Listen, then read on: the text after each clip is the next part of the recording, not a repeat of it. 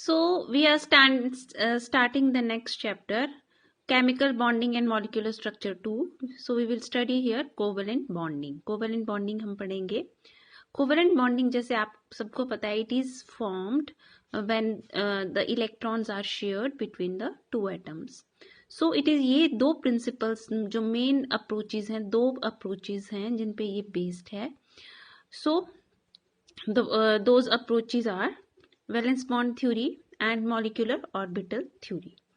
और ये जो वैलेंस बॉन्ड थ्योरी और जो मॉलिक्यूलर ऑर्बिटल थ्योरी है ये बेस्ड है एक प्रिंसिपल पे विच इज द वेरिएशन, जिसको हम वेरिएशन प्रिंसिपल बोलते हैं. तो वेरिएशन प्रिंसिपल की जो मैथमेटिकल फॉर्म है वो ये है, E is energy is equal to psi star H psi d tau over psi star psi d tau. This is the where psi is the wave function. इस जो equation mathematical form है, psi is equation wave function. Psi star is complex conjugate of wave function psi. H is Hamiltonian operator.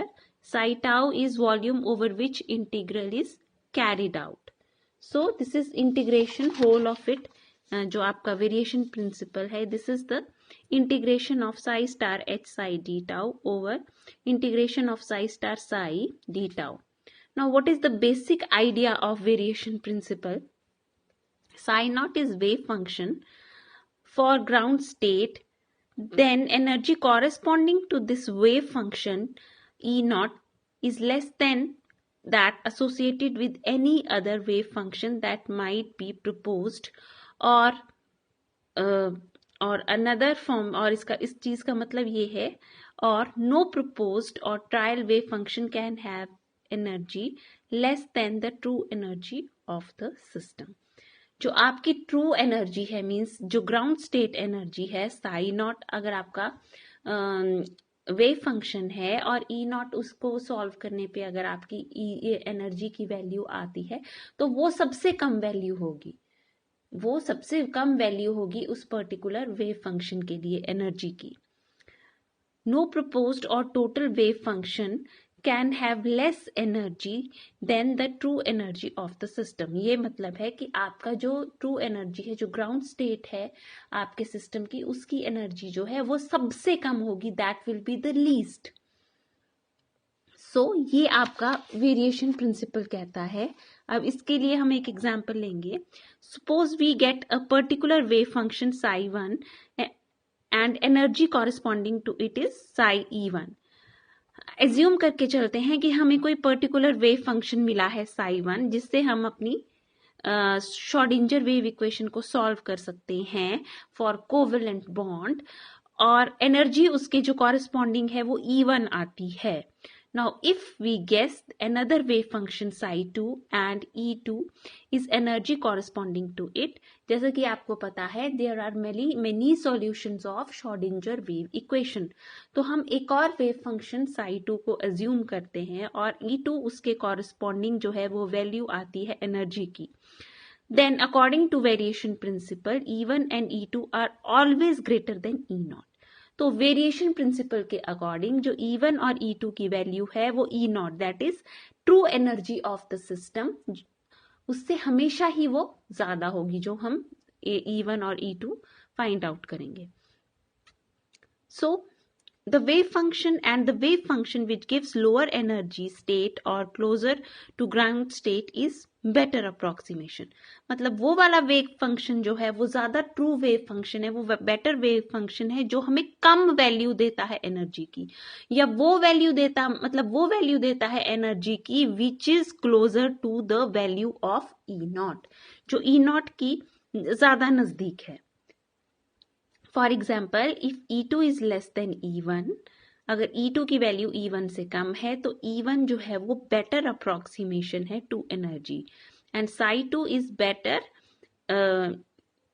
If E2 is less than E1 then E2 obviously here it will be E2, then E2 is better approximation to energy. तब इसका मतलब ये है कि जो E2 है that is more near to E0, क्योंकि energy हमेशा जो सिस्टम की जो टेंडेंसी होती है वो कम एनर्जी की तरफ जाने की होती है. There is always a tendency towards less energy. So if E2 is less than E1, then E2 is better approximation to energy and psi2 उसके corresponding wave function है, तो that will be a better wave function, better approximation of the wave function. Then we have a theory, valence bond theory. We have two theories, molecular orbital theory and valence bond theory. So first of all we will study the assumptions of valence की हमारी valence bond theory. What does it say?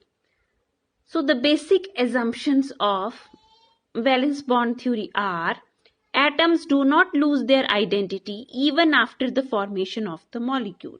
ये theory ये कहती है कि molecule formation के बाद भी जो एटम्स होते हैं वो अपनी आइडेंटिटी लूज नहीं करते हैं. The bond is formed due to interaction of only the valence electrons. As the two electrons come close to each other, the inner electrons do not participate in bond formation. दूसरी assumption ये है कि जो bond बनता है वो valence electrons की interaction से ही बनता है. मतलब उसमें जो पार्टिसिपेशन है वो सिर्फ वैलेंस इलेक्ट्रॉन्स की है. जो अंदर वाले कोर इलेक्ट्रॉन्स हैं they do not participate in the bond formation. ऐसा आपकी वैलेंस बॉन्ड थ्योरी कहती है. Then third is due to formation during the formation of bond only valence electrons from each bonded atoms lose their identity. The other electrons remain unaffected. तो third assumption है कि जब bond बनता है तो सिर्फ बैलेंस बॉन्ड जो हैं वो शेयर होते हैं, means they lose their identity, और जो आपके कोर इलेक्ट्रॉन्स हैं दे रिमेन एज सच, वो इंटैक्ट रहते हैं. Then fourth assumption is the stability of the bond is accounted by the fact that there is release of energy when bond is formed. Now, how you will know whether your bond formed is stable or not? तो जब भी valence bond theory कहती है कि जब भी bond बनता है तो there is release of energy. जितना ज्यादा आपका रिलीज लार्जर द जो सिस्टम है जो फॉर्म हो रहा है, larger is the decrease in the energy, stronger is the bond form. हमेशा ये याद रखिए कि जो आपका सिस्टम होता है उसकी एक टेंडेंसी होती है to have less energy. Less energy का मतलब होता है मोर स्टेबिलिटी. तो वैलेंस बॉन्ड थ्योरी कहती है कि जिस बॉन्ड स्टेबिलिटी ऑफ बॉन्ड इस चीज पे डिपेंड करती है कि कितनी एनर्जी रिलीज हुई है.